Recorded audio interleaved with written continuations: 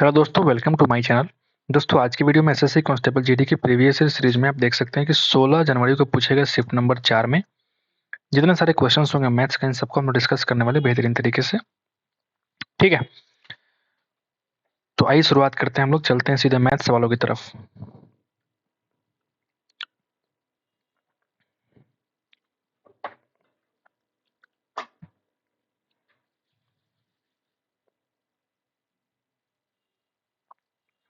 यहाँ से अगर पहला सवाल शुरू हो रहा है, आप देख सकते हैं। पहला सवाल आ गया आपका बोर्ड मास का सवाल है। ठीक है, देखिए इधर पहले आपको ऑफ वाला काम करना पड़ेगा। तो हम क्या करेंगे, 3 से 3 को यहाँ पे काटेंगे, यहाँ बन जाएगा 2 से 2 बार में। ठीक है, फिर यहाँ भी ऑफ है तो हम काम करते हैं, 3 से हम 3 9 काट लेते हैं और 4 को हम काटेंगे 2 बार में। अब यहाँ क्या बचेगा, 3/2। और हम भाग को बनाएंगे डिवीजन, नहीं कि ऊपर चल जाएगा हमारे पास क्या, 2। ये ब्रैकेट को बंद करो, इनटू अगर हम 5 से करते हैं डिवीजन, मतलब वो बन जाएगा 12। ठीक है भाई, आप देखेंगे यहाँ से 2 से 2 कट जाएगा, 12 गुणा 3 यानी कि 36 इस सवाल का आंसर है। बेहद ही आसान सवाल से हम लोगों ने शुरुआत किया है। आगे बढ़ते नंबर 2 पे चलते हैं। इसका आपको निकालना है फोर्थ प्रोपोर्शन यानी कि चतुर्थानुपाती, आपको फाइंड आउट करना है। कुछ नहीं करते हम लोग, क्या करते हैं, एस क्यू बटा एस का power 2 into T is equal to S T square. जो आपको निकालना है उसको आप मान लीजिए वो एक्स के बराबर है। अब फटाफट सॉल्व कीजिए, उसका आंसर ऑटोमेटिक आ जाएगा आपका। ठीक है, एस के स्क्वायर से अगर हम काटेंगे तब क्यूब में से 2 कट जाएगा, एक बचेगा। एक यहाँ से काट के यहाँ से हटा दो। अब देखेंगे एक्स की जो वैल्यू आ रखी है, टी का पावर 2 इंटू टी का मतलब कितना हो जाएगा, टी का power 3। This is the fourth proportion of this value. कोई फॉर्मूला आपको याद नहीं करना है, इस रेशियो से आप इस को सॉल्व कर सकते हैं। दो कार्य जो है दोपहर 12 बजे एक ही समय में 3.6 किलोमीटर के एक वृत्ताकार पथ पर चलना शुरू करते हैं। वे समान बिंदु शुरू करती हैं और समान दिशा में चलती हैं। उनकी गति क्रम से दे रखी है, तो पुनः किस समय आपको मिलेगी। आपसे कह रहा है अगर डिस्टेंस 3.6 किलोमीटर तक आपको दे रखा है, ठीक है, ये डिस्टेंस है आपका, और समान दिशा में अगर जा रहा है तो हम बोल सकते हैं जो स्पीड होगा उन दोनों के स्पीड के अंतर के बराबर होगा। इन कितना हो जाएगा, 90 और 72 का डिफरेंस होता है 18 kilometre per hour. 18 kilometre per hour. ठीक है भाई, अच्छा हम एक काम करते हैं, हम टाइम निकाल लेते हैं कितना टाइम लगेगा। ठीक है, यानी 3.6 किलोमीटर बटा कर देंगे स्पीड कितना, 18। अगर आप देखेंगे कितना से कटेगा, तो आप देखिए इधर इसको ले आओ नीचे, यानी कि 10 बन जाएगा 36। मतलब ये 2 बार में, और 2 से कटेगा 5 बार में। यानी मैं कह सकता हूँ कि 1/5 घंटा। और 1/5 घंटे का मतलब कितना होता है, 60 से आप कर दो मल्टीप्लाई, यानी कि 5 से कट जाएगा 12 बार में। मतलब मैं कह सकता हूँ कि 12 मिनट लगेगा उसको मिलने के लिए।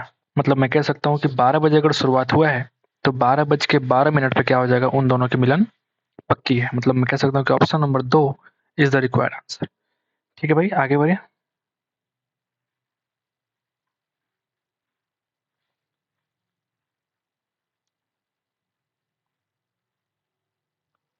नंबर 4 पे आते हैं। क्यों हिल गया, हाँ, नंबर 4 पे आते हैं भाई कि अगर सुमन और अरुण मिलकर एक किसी कार्य को 96 डेज में, एक सुमन है दूसरा अरुण है, इन दोनों मिलकर किसी कार्य को 96 डेज में, जबकि अरुण है और राहुल है, दोनों मिलकर कार्य को 48 डेज में, और फिर कह रहा है कि राहुल है और फिर से सुमन आ गई, मतलब तीनों मिलकर किसी कार्य को 80 डेज में अगर करते हैं तो सुमन और राहुल और अरुण तीनों मिलकर उस कार्य को लगभग कितने दिन के अंदर पूरा कर सकते हैं, आपको वो निकालना है। तो पहली बात हम क्या करते हैं कि इन तीनों का हम निकालते हैं भाई एफिशिएंसी। कैसे निकालेंगे एफिशिएंसी, तो पहले निकालना पड़ेगा मुझे एलसीएम। तो 96 और 48 का अगर मैं एलसीएम निकालूंगा तो 96 बनेगा, क्लियर है। तो 96 और 80 का निकालते हैं, 16 85 16 छक 96, यानी कि अगर हमारा 16 कॉमन आता है तो 16 गुणा 6 गुणा 5 यानी 16 गुणा 30, ये हमारा क्या है, एलसीएम है। 16 गुणा 30 हमारा क्या आ गया, एलसीएम आ गया। ठीक है भाई, समझ गए। अच्छा, अगर मैं एफिशिएंसी की बात करूं तो एफिशिएंसी कैसे निकाल पाएंगे, 96 से डिवाइड करेंगे तो 16 छक 96 और 6 पचे 30, यानी कि यहाँ बन गया 5।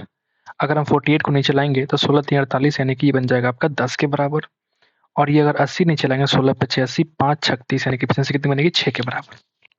अब कह रहा है तीनों अगर मिल के काम करेंगे, तो अगर यहाँ पे देखेंगे एफिशिएंसी दो दो के सम के बराबर आया है, तो अगर मैं एस प्लस आर प्लस ए, अगर इन तीनों की एफिशिएंसी निकालूंगा तो इन तीनों को जोड़ के हाफ करो, यानी कि 16 5 21 का आधा कितना हो जाएगा, 10.5।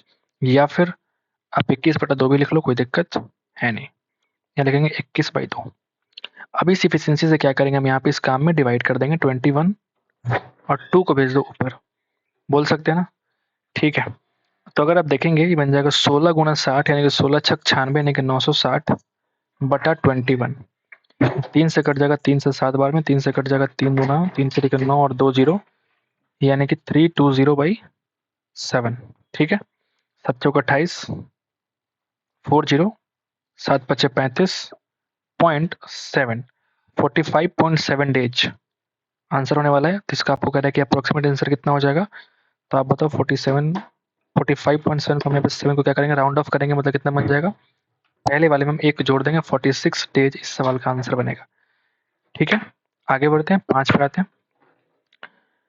5 नंबर क्या बोलते हैं भाई, एक दुकानदार है जो 200 रुपये प्रति लीटर के तेल से बेचता है, जिसे उसने 160 में खरीदा है। अगर हम बोलेंगे सीपी कितना है 160 रुपीज, तो एसपी कितना हो जाएगा 200 पर लीटर। ठीक है, लेकिन वह बेचते समय 1 लीटर के स्थान पे कह रहा है कि वो 800 ml तेल का इस्तेमाल करता है, यानी मैं कह सकता हूँ कि 1000 ml के बदले 800 ml का इस्तेमाल करता है, तो इसका वास्तविक प्रॉफिट निकालिए। तो अगर मैं इसको ऐसे लिखूंगा तो हमको सीपी और एसपी का रेशियो मिल जाएगा भाई। तो ये 4 हो गया और तुम्हारा 5 के बराबर हो गया। ठीक है, अगर ये 5 से काटूंगा तो ये बन जाएगा 4 से। ठीक है, यानी 16 बन गया 25। मतलब मैं कह सकता हूँ कि 9 का आपका डिफरेंस है, तो 9 ही तुम्हारा प्रॉफिट है। बेस वैल्यू कितना हो जाएगा 16 इंटू 100%। ये कुछ और नहीं बल्कि ये प्रॉफिट का परसेंटेज है, बोलेंगे ना। ठीक है, यानी 4 गुणा 4 और ये बनेगा आपका 4 गुणा 25, यानी कि बन जाएगा 225/4%। इसी को हम लोग बोलते हैं 56.25%। क्लियर है, आगे बढ़ते हैं और नंबर 6 पे आते हैं। नंबर 6 क्या बोलता है कि 500 मीटर का दौर है। पहले इसको हम दिखाते हैं, रेस की सवाल है ये, बढ़िया सवाल है। देखो 500 मीटर का अगर दौर है, जिसमें कह रहा है भाई कि अगर पी जो है 2 किलोमीटर पर आवर की चाल से चलता है, मतलब मैं कह सकता हूँ कि पी की स्पीड कितनी आ गई 2 kmph, मतलब किलोमीटर पर आवर। ठीक है, पी जो है वो क्यू का 20 मीटर आगे शुरुआती बढ़त देता है, मतलब मैं कह सकता हूँ अगर पी तुम्हारा यहाँ बैठा हुआ है तो क्यू इससे 20 मीटर आगे है, मतलब क्यू कहीं ना कहीं यहाँ है। इसका ये मतलब वो क्यू को सिर्फ 480 मीटर ही दौड़ना है, लेकिन पी जो होगा वो पूरा का पूरा 500 मीटर दौड़ेगा। बढ़त देता है लेकिन फिर भी उसे 60 सेकंड का आपसे कह रहा है कि हरा देता है, मतलब मैं कह सकता हूँ कि पी को क्यू से 60 सेकंड कम लगता है। अगर मैं ये बोलूँ आपसे कि 480 मीटर को अगर हम क्यू के स्पीड से डिवाइड करें तो जो तुम्हारा टाइम आएगा ना, इस टाइम से भी ये भाई साहब 60 सेकंड कम लेंगे। कौन? 500 मीटर तय करने में, किसके स्पीड से? अपने 2 किलोमीटर पर आवर की स्पीड से तय करने में। लेकिन चूंकि सारा मीटर पर सेकंड की कहानी हो रही है तो किलोमीटर पर आवर को हम चेंज करेंगे 5/18 से। बढ़िया सवाल है भाई, ये बढ़िया सवाल है। इसको क्लिक कर लो, इसको लिख लो कि वेरी इंपॉर्टेंट। समझ पा रहे हैं आप? ठीक है, आप देखेंगे 5 गुना 2 यानी कि 10 से कट जाएगा 0, ये वाला कट जाएगा, यानी कि 480/Q इज इक्वल टू कितना बनेगा 18/95 और सकेंगे 960। यानी इसको हम बोल सकते हैं कि ये कट जाएगा 2 से, मतलब जो Q की वैल्यू आ रखी है वो कितना आ जाएगा बताओ। Q की वैल्यू आएगा 1/2 मीटर पर सेकेंड। सही है क्या? 1/2 मीटर पर सेकेंड। क्या मैंने सही बताया? Q का जो स्पीड है वो 1/2 मीटर पर सेकेंड अगर आ गया तो आपका आंसर दिया हुआ किलोमीटर पर आवर में, तो कहीं ना कहीं हमको चेंज करना पड़ेगा क्यू की स्पीड को। क्यू की स्पीड कैसे चेंज करेंगे? 1/2 का गुना कर लो 18/5 से, ये बन जाएगा आपका किलोमीटर पर आवर। तो हो जाएगा आपका 18/10, इसी को बोलते हैं 1.8 kmph यानी किलोमीटर पर आवर। ठीक है, बढ़िया सवाल है। आगे बढ़ते हैं, नंबर 7 पे आते हैं। आपको निकालना है तृतीय अनुपात। जब भी तृतीय अनुपात निकालना होता है ना, तो हम क्या करते हैं ना, सेकंड वाले को हम रिपीट कर देते हैं, यानी कि हम बोलेंगे 5x²। ठीक है, 3xy और 3 को फिर से लिखो 3xy। जो आपको निकालना है वो मान लो कि वो a के बराबर है, आपको ये वाला फाइंड आउट करना है। ठीक है, कोई फॉर्मूला आपको याद नहीं करना है। 5x², नीचे लिखो 3xy इज इक्वल टू, ये बन जाएगा 3xy और नीचे बन जाएगा हमारा a के बराबर, बोलेंगे ना। ठीक है, अब यहाँ से एक x यहाँ से काट लो और ये वाला x एक वाला यहाँ से काट लो। ठीक है, मतलब मैं कह सकता हूँ जो ए की वैल्यू आएगी वो कितनी आएगी, 3 गुना 3 यानी कि 9y बटा 5। 9y और y मिलकर कितना बनेगा, 9y का स्क्वायर। तो ए की वैल्यू कितनी आ गई, 9y स्क्वायर बटा 5। And this is the third proportion of this question. बढ़िया सवाल है, आगे बढ़ते हैं भाई। आते हैं 8 नंबर के सवाल पे। अरे यार, 8 पे आते हैं। रीता कहती है कि वो अपना माल क्रमल पे बेचती है, मतलब उसका कहना है कि हम एक के वस्तु को एक में ही सेल करते हैं, लेकिन 100 ग्राम के स्थान पे इसने 80 रुपया में 80 ग्राम भार दिया। मतलब मैं ये सीपी और एसपी का प्रॉफिट देगा, सो रेशियो देगा आपको। अगर हम क्रॉस मल्टीप्लाई करेंगे भाई तो 4:5। आप देखेंगे 4 की वस्तु को 5 में सेल किया, यानी कि एक का प्रॉफिट का फेस वैल्यू 4 पे, यानी मतलब कह सकता हूँ कितने की वैल्यू होगा, ये 25% का प्रॉफिट है। बेहद आसान सवाल। इस तरह का सवाल धड़ल्ले से पूछ रहे हैं आपके एग्जाम में, ठीक है। मनोज जो है म्यूचुअल फंड में इतना रुपए का निवेश करता है और उसकी वार्षिक आय अगर 11% है तो उसकी मासिक आय कितनी होगी, आपको बताना है।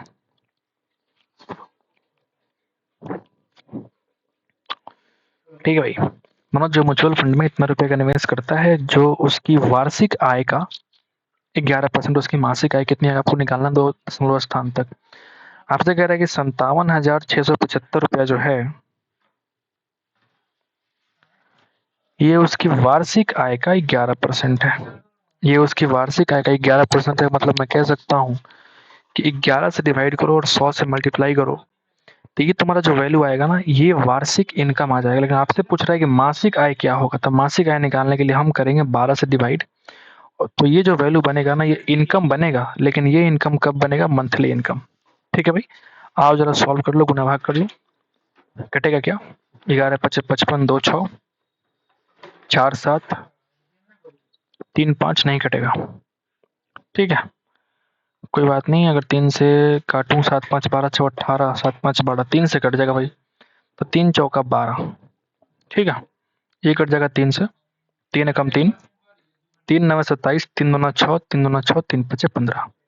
ठीक है भाई, 4 से वैल्यू कट जाएगा 25 बार में, यानी आपका वैल्यू आने वाला है 9225। 9225 इंटू करो 25 और डिवाइड करोगे भाई 11 से। यानी अगर मैं पहले पहले गुना कर लेता हूँ, ठीक है, तो 25 पचे होता है 125, कैरी हो गया 12, 50 और 12 यानी कि 62 बनेगा 6, 50 और 6 यानी कि 56, कैरी हो गया 5, 225 और 5 230 यानी कि 23, 25 और 23 यानी कि 48।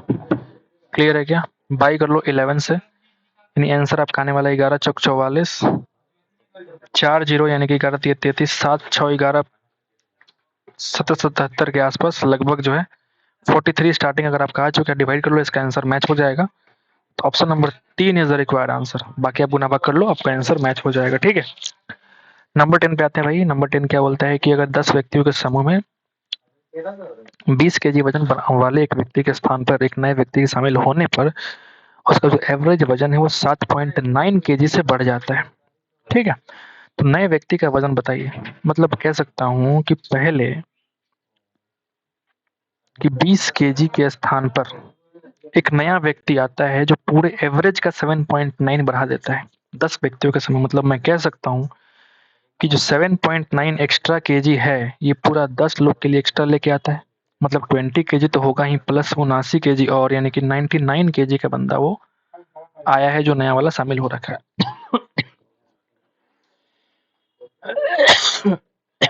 सॉरी। ठीक है, 9 व्यक्ति हैं जो किसी काम को 18 दिन में कर सकते हैं। तो आपसे कह रहे हैं कि दोगुनी दक्षा वाला, मतलब अगर इसकी एफिशिएंसी 1 है तो 18 व्यक्ति जो नया आ रहा है उसकी एफिशिएंसी कितना, 2 के बराबर है। आपको निकालना है टाइम की वैल्यू। 18 से 18 कट जाएगा, टी कितना हो जाएगा, 9/2 इंटू डेज। सॉरी, हंसी हो गया भाई।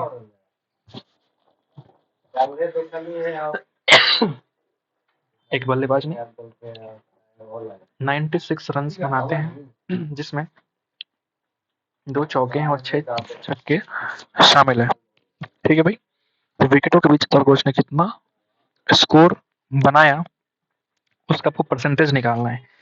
ठीक है, तो मैं कह सकता हूँ अगर 4 दूना 8 और 6 चौका 24 यानी कि 32 रन बनाया उसने, कैसे छक्के चौकों से, यानी 64 रन बनाया आउट ऑफ 96 दौड़ के, यानी मैं कह सकता हूँ 2:3।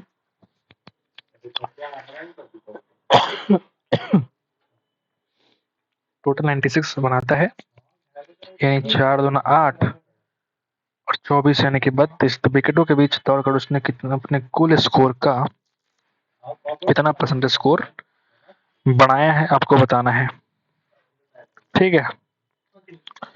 अगर 2 चौके हैं और 6 छक्के हैं, अच्छा सॉरी 6 छक्के हैं ना, यानी 6 छक्के मतलब 36 हो जाएगा ना।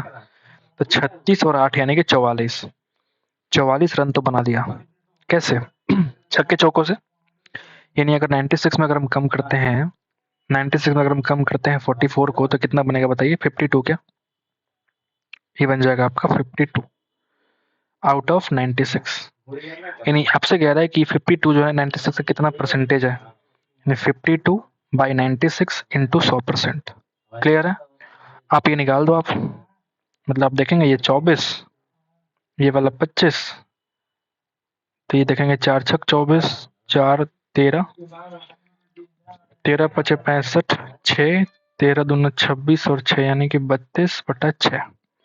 आप देखेंगे 5 छक 30, 5 चौका 6 चौका 24.16%। Option number 1 is the required answer. ठीक है, आगे बढ़ते। आसान सवाल था, मुश्किल बिल्कुल नहीं था। एक घर का मूल्यांकन उस वर्ष की शुरुआत में उसके मूल्य की तुलना में एक वर्ष में 10% की दर से मूल्य ह्रास होता है। यदि घर का वर्तमान मूल्य 40 लाख रुपए है तो 3 वर्ष के बाद क्या होगा? बिल्कुल ठीक, आसान सवाल फिर से आपके सामने आ चुका है। 40 लाख रुपया ऐसा कुछ दाम है, 40 लाख रुपया आज की कीमत है। मतलब अगर मैं कहूँ कि अगर 100 रुपया कीमत आज का है, तो 1 साल के बाद 10% की दर से मूल्य ह्रास, मतलब 1 साल के बाद कितना हो जाएगा? 90 के बराबर। लेकिन ये 1 साल की बात नहीं कह रहा है, बल्कि 3 वर्ष की बात कह रहा है। मतलब मैं कह सकता हूँ कि 100 फिर से बनेगा 90 और फिर से जो 100 है वो फिर से बन जाएगा 90। 3 बार करना पड़ेगा, तो 3 साल की बात हो पाएगी? बोलिए। आप देखेंगे 3 और 3 यानी कि 6 जीरो जो है ना, वो 6 जीरो से कट जाएगा। 999729 इंटू 4 और फिर 000। क्लियर है? अब देखो 7 चौक 28, 25 चौका 100 यानी कि 2900 और 4 चौका 16 यानी कि 2916। फिर 000 अगर करेंगे तो ये वैल्यू क्या हो जाएगा? 3 साल के बाद उसका क्या हो जाएगा? मूल्य ह्रास के बाद का वैल्यू ये है।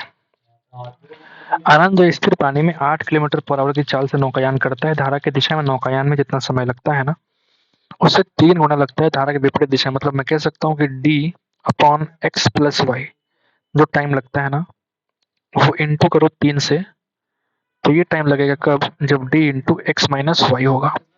ठीक है, यानी आपसे कह रहा है कि d से d काट लो। अगर x की वैल्यू यहाँ पे 8 रखूं, क्योंकि यहाँ पे आप कह रहे हैं कि 8 किलोमीटर पर आवर की चाल से नौकायान करता है स्थिर पानी में, यानी कि स्थिर पानी में जो नाव की चाल है वो 8 के बराबर है।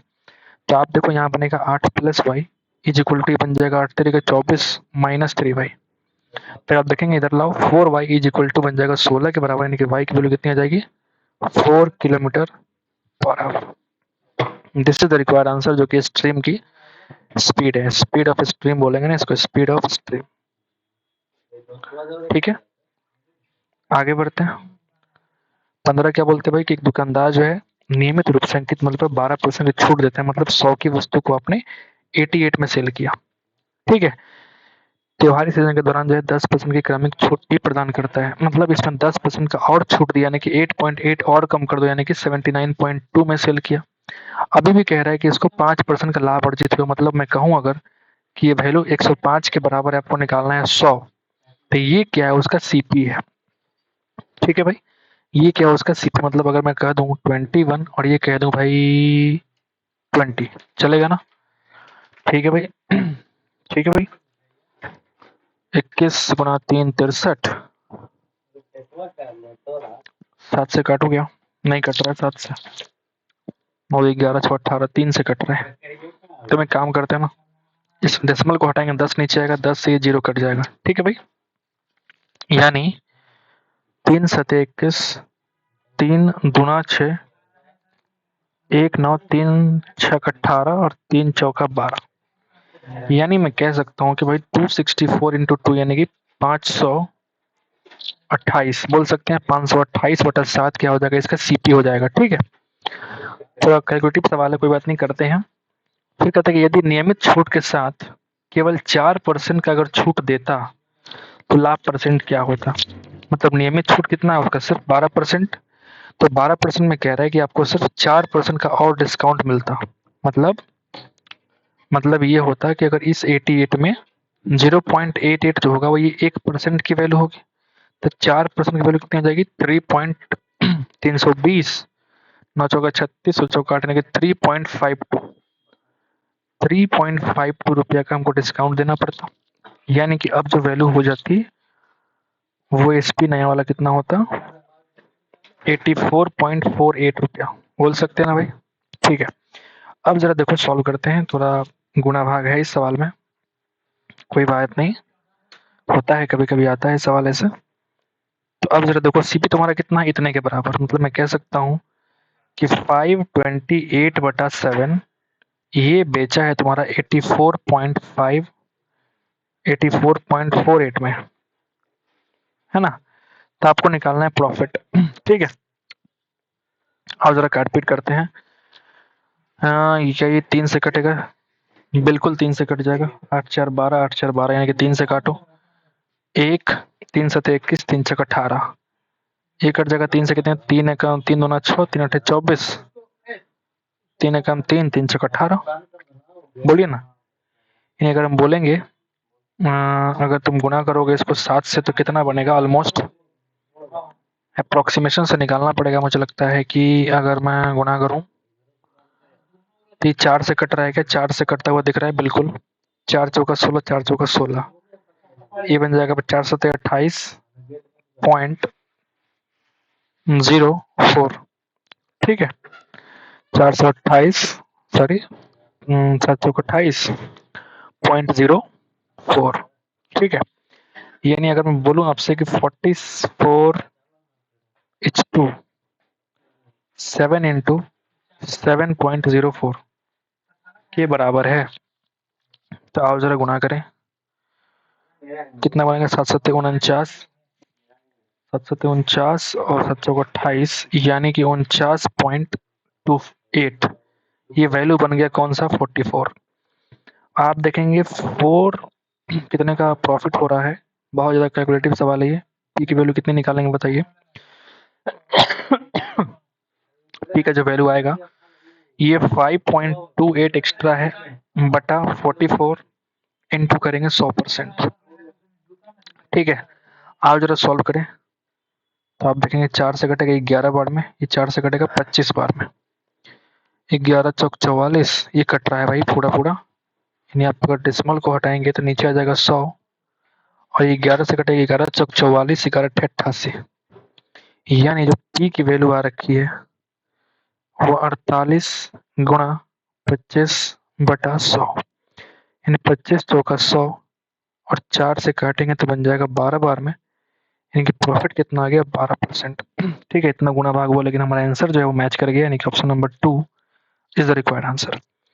ठीक है, option number 2 is the required answer. Clear है, आप चाहो तो स्क्रीनशॉट ले सकते हो। ये बढ़िया सवाल आपको देखने को मिला है, क्योंकि इसमें कैलकुलेशन भी था, सब कुछ था। आपको ये सवाल बढ़िया लगेगा। आगे बढ़ते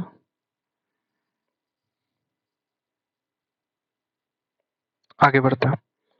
नंबर 16 क्या बोलते हैं, खिलौने का जो अंकित मूल्य 1600 रुपये है, दुकानदार 10% की छूट और फिर 10% की नकद छूट देता है, तो खिलौने का विक्रय मूल्य क्या होगा। 10% की छूट दो बार अगर दिया जाए, 10 और 10 20 माइनस 10 का 10%, यानी कि 1% कम कर दो, कितना हो जाएगा, 19% उसका एक्चुअल डिस्काउंट होगा। मतलब मैं कह सकता हूँ भाई कि भाई 1600 की कीमत अगर है 100 के बराबर, तो 19 कम करो यानी कि 81, इसका एक्चुअल क्या देगा, एसपी देगा। क्लियर भाई, 2 जीरो से 2 जीरो काट लो, यानी कि 16 गुना 81 इस सवाल का आंसर आपको दे देगा। ठीक है, अब आगे बढ़ते हैं, सवाल आसान था। राम श्याम और मोहन के बारे में कह रहे हैं कि राम श्याम और मोहन जो है वजन का अनुपात दे रखा है, तो राम श्याम मोहन का जो एवरेज है वो 80 kg है। ठीक है, अगर आपसे कह रहा है कि राम श्याम का जो एवरेज है वो कितना है, 80 है, यानी कि 8 तरीके 24 240, तीनों का सम निकालो, 815 और 5 यानी कि 20 के बराबर है, तो इंटू करो। राम श्याम का आपको एवरेज निकालना है, तो कितना, 815/2 से डिवाइड कर दो। ठीक है भाई, ये आपका डायरेक्टली आंसर मिलेगा। तो 20 और 2 40 से कटेगा 6 बार में, यानी कि 15 6 90 kg इन दोनों क्या होगा एवरेज आयु है। आगे बढ़ते हैं। 18 नंबर क्या बोलता है कि 6 मीटर त्रिज्या वाले गोले को दो भागों में काटते हैं। इस प्रकार बने प्रत्येक अर्धगोले का आयतन ज्ञात कीजिए। यानी मैं कह सकता हूँ त्रिज्या आपको दे रखा है 6 मीटर, तो जो आयतन होता है वो 2/3 इंटू पाई आर क्यूब होता है। 2/3 इंटू पाई आर क्यूब होता है। दोनों का आपको निकालना है आयतन, यानी 2/3 इंटू पाई की वैल्यू कितना यूज करना है 22/7, आर का क्यूब यानी कि 27। 27 क्यों भाई? वही 27। 6 है ना त्रिज्या, दो इक्वल पार्ट में अगर काटेंगे तो क्या रेडियस थोड़े कम हो जाएगा? बिल्कुल नहीं। यानी कि 6 का क्यूब यानी कि 6 गुना 6 गुना 6। ठीक है, तो आप यहाँ से अगर 3 से काटेंगे 2 बार में तो कोई दिक्कत नहीं है, तो इसको हम डिवाइड करेंगे 4 से, क्योंकि कैलकुलेशन करते रह जाएंगे फिर। 22 गुना 44 गुना 36 गुना 72, और ज़्यादा मुश्किल है नहीं, और इसको डिवाइड करना है हमको 7 से। आंसर आपका मैच करेगा 452.57 मीटर क्यूब। आसान सवाल था, इसे आप खुद से भी कर सकते थे। आगे बढ़ेंगे और आएंगे 19 नंबर क्वेश्चन पे। एक ठोस शंकु को जो है 30 पैसे प्रति मीटर स्क्वायर की दर से, प्रति सेंटीमीटर स्क्वायर की दर से रंगने की जो लागत है वो इतना है 660 रुपया है। तो शंकु की त्रिभुज दे रखी है, तो इसकी त्रिज्या को फाइंड आउट करना है। ठोस शंकु को जो रंगेंगे तो एक्चुअल में वो कर्व सरफेस एरिया को हम रंग रहे हैं, तो कर्व सरफेस एरिया इसका होता कितना है तब बताओ? पाई आर इंटू एल होता है। तो 22/7 आर हमको निकालना है, एल कितना है आप बोलेंगे 15 के बराबर। इस वैल्यू में अगर हम कीमत को मल्टीप्लाई करेंगे 30 पैसा है, यानी कि 30 पैसा का मतलब हो गया 30/100 रुपया, तो वैल्यू कितना आ रहा है 660 रुपया आ रहा है। अब यहाँ से आपको आर की वैल्यू निकालनी है। ठीक है, तो एक काम करो, यहाँ से एक जीरो खत्म हो गया। अब ये देखो ये 3 और ये 22 मिल करके 66 काट देगा, यहाँ सिर्फ बचेगा 10। क्लियर? यहाँ बचेगा 10। ओके, अब जो आर की वैल्यू आने वाली है इसके पहले हम एक काम करते हैं, क्यों ना इसको हम काटेंगे तो बन जाएगा 2, ये बन जाएगा 3। ठीक है, तो कुछ और कटने वाला है क्या? नहीं।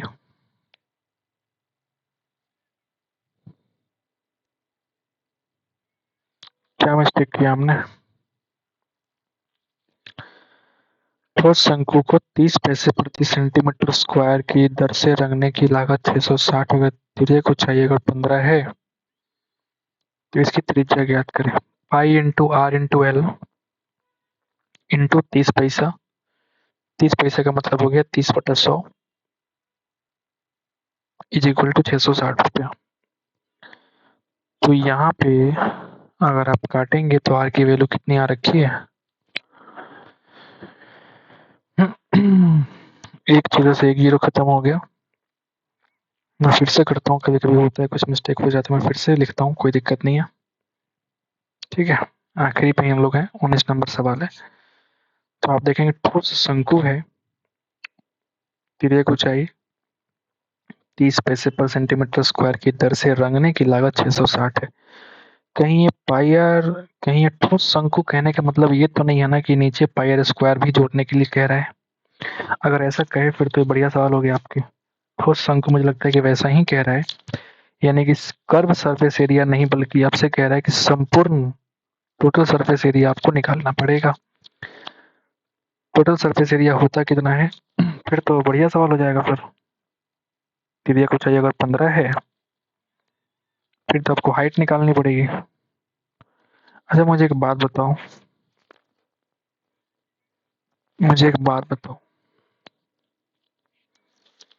ये मिस्टेक है इस सवाल में, ये सवाल में मिस्टेक है। आपका आंसर दिया हुआ है कि त्रिज्या जो है वो 20 सेंटीमीटर के बराबर है शंकु में, और आपसे कह रहा है कि त्रिज्या की ऊंचाई जो है वो 15 सेंटीमीटर के बराबर है। अब मैं आपसे एक सवाल पूछता हूँ, त्रिज्या की ऊंचाई मैं बनाता हूँ आपका शंकु, इसी को ना बोलते हैं शंकु यानी कोन, बोलिए ना, इसी को बोलते हैं भाई।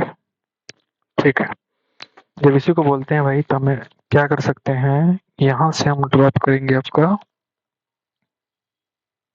और ये आपका जो रेडियस है, ये आपका रेडियस है, ये आपका हाइट है, और ये आपका एल यानी कि स्लांट हाइट है।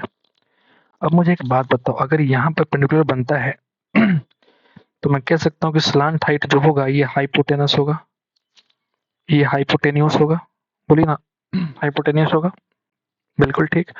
अगर ये हाइपोटेनस है तो किसी भी राइट एंगल ट्रायंगल में hypotenuse is the longest side, बोलते हैं ना कि हाइपोटेनस सबसे लंबा साइड होता है। मतलब मैं कह सकता हूँ कि आपके अनुसार रेडियस दिया हुआ है 20 सेंटीमीटर और एल दिया हुआ है 15 सेंटीमीटर, क्या ये पॉसिबल है? बिल्कुल नहीं पॉसिबल है भाई, बिल्कुल नहीं पॉसिबल है। कुछ तो मिस्टेक है इस सवाल में या तो वो तिर्यक को ना होगा, बल्कि वो हाइट दे रखा है, ऐसा कुछ हो सकता है कि वो हाइट हो। अगर वो तिर्यक ऊंचाई ना होकर के अगर ये सिर्फ ऊंचाई होता तो हम सोचते कि सही है, क्योंकि यहाँ पे ये 15 और ये 20 ये 25 हो सकता, तो कोई दिक्कत नहीं है खास। लेकिन यहाँ पे तिर्यक ऊंचाई ही दे रखा है 15, तो फिर मुझे सोचने के लिए मजबूर कर दिया है। ठीक है, तो मेरे हिसाब से इस सवाल में कुछ तो गड़बड़ी है, या तो उस ऊंचाई के बदले सिर्फ हाइट देना चाहिए था, स्लाइंट हाइट के बदले। एक बार आप देखना, कमेंट करना कि क्या गड़बड़ी है, या फिर मैं कुछ गड़बड़ी कर रहा हूँ, आप मुझे कमेंट करना कमेंट बॉक्स में। ठीक है, चलते हैं हम लोग आखिरी सवाल की तरफ, खत्म करते हैं सेट को। ठीक है भाई, कहाँ गया भाई ओके। एक निश्चित राशि जो है दूसरे वर्ष के लिए 20% प्रति वर्ष की दर से वार्षिक रूप से संयोजित चक्रवृद्धि ब्याज अगर 1300 रुपया है, तो राशि कितनी होगी आपको बताना है। एक निश्चित राशि पर दूसरे वर्ष के लिए, 2 वर्ष की बात नहीं है बल्कि दूसरे वर्ष की बात है, 20% की दर से वार्षिक चक्रवृद्धि ब्याज 1300 रुपया है। मतलब मुझे एक बात बताओ, अगर हम 20% रेट ऑफ इंटरेस्ट मान के चले, 20% रेट ऑफ इंटरेस्ट अगर हुआ, तो पहले साल फर्स्ट ईयर और सेकेंड ईयर की बात हम कर रहे हैं, तो फर्स्ट ईयर में सिर्फ 20% इंटरेस्ट लगेगा, सेकेंड ईयर में 20% तो लगेगा, और साथ ही साथ इस 20 का 20% और, यानी कि ब्याज का ब्याज लगेगा, यानी कि 4% और। मतलब मैं कह सकता हूँ कि सेकेंड ईयर में 24% आपका इंटरेस्ट लगने वाला है, क्योंकि आपसे ये सवाल कह रहा है कि दूसरे वर्ष के लिए 20% आपको दिया हुआ है ब्याज। मतलब मैं कह सकता हूँ भाई कि 1300 रुपया जो है ना, ये 24% की वैल्यू है, आपको निकालना है राशि, यानी कि 100%। बोलिए ना, राशि यानी कि 100%। निकटतम पूर्णांकी आपको निकालना है, मतलब डेसिमल में आंसर आने वाला है। तो हम यहाँ पे यूज करने वाले हैं अपना कैलकुलेटर, क्योंकि मेरे पास टाइम फिलहाल है नहीं। 1300 गुना 100 और डिवाइड करोगे आप 24 से तो आपका आंसर आ चुका है निकटतम पूर्णांकीय मान, यानी कि 5416 पॉइंट समथिंग है। इसको पॉइंट को हटा दो आप, 5416 रुपया इस सवाल का आंसर है। तो ये भी बढ़िया सवाल है अगर आप इसको ध्यान से देखेंगे तो, क्योंकि अगर यहाँ पे दूसरे वर्ष के लिए कह रहे हैं, तो दूसरे वर्ष के लिए समझने के लिए आपको यहाँ पे यूज करना बहुत जरूरी है सेकेंड ईयर का इंटरेस्ट। अगर आप 2 साल समझ जाएंगे फिर तो जिंदगी में कभी इसका आंसर नहीं आएगा। ठीक है, तो इस तरह से हम लोगों ने सेट नंबर जो भी है खत्म कर दिया हमने। उम्मीद करते हैं कि आपको समझ आ गया होगा। बाकी जो 19 नंबर सवाल था, आप उसको एक बार देख लेना कि हमने कहाँ कुछ मिस्टेक किया। अगर मिस्टेक नहीं किया होगा तो मुझे जरूर लगता है कि उसमें कुछ सवाल में गड़बड़ी है। ठीक है, तो आज के लिए इतना दोस्तों, thank you so much for watching the video. मिलते हैं नेक्स्ट शिफ्ट में इसी अंदाज के साथ। टेक केयर, पढ़ाई करते रहिए हमेशा। Thank you so much.